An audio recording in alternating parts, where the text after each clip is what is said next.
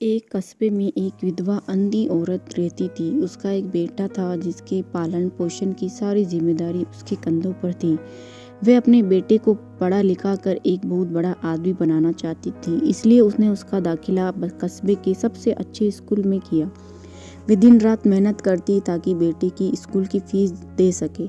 लड़के के स्कूल के बच्चे उसकी माँ के बारे में जानते थे। सब उसे अंधी का बेटा कहकर चिढ़ाते थे। लड़का इससे बहुत परेशान था। उसे अपनी माँ पर शर्म आने लगी थी। वे उसके साथ कहीं भी आने जाने से कतराने लगा था। जब लड़का बड़ा हुआ तो उसकी शहर में अच्छी नौकरी लग गई। उसने अपनी माँ से वादा किया कि शहर में मकान लेकर वे उसे लेने आएगा, लेकिन वे शहर गया तो फिर लौटकर वापस नहीं आया। उसकी अंधी माँ उसका इंतजार करती रह गई।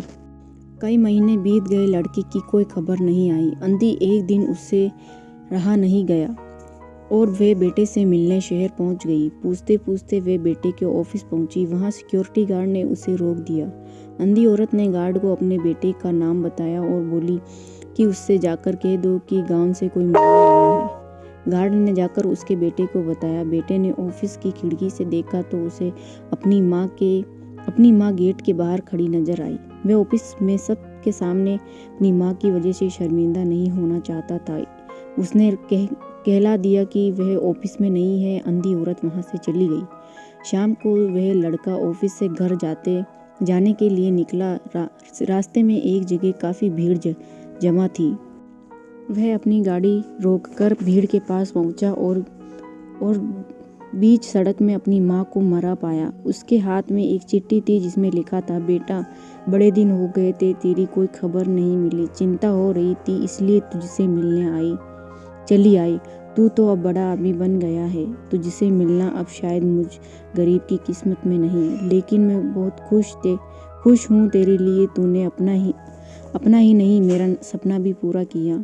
मलाल है कि तेरी तरक्की देख नहीं सकती। काश बचपन में तेरी आंखों में सरिया ना घुसा होता और मुझे तुम्हें अपनी आंखें ना देनी पड़ती, तो तेरी तरक्की अपनी आंखों से देखकर सुकून से मरती।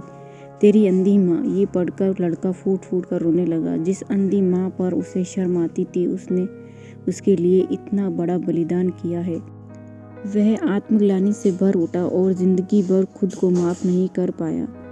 दोस्तों, माता पिता अपने बच्चों के लिए अपना सर्वोच्च निछावर कर देते हैं। उनका हमेशा सम्मान करना चाहिए। Thanks for watching.